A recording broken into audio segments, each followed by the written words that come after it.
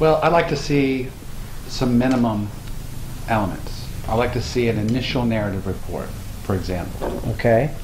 And that initial narrative report is going to cover minimum the patient subjective complaints, the history of the accident, Okay.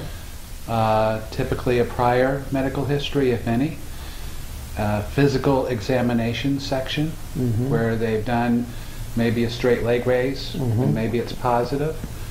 But basically examination cervical, mid, lower spine, if those were the chief complaints.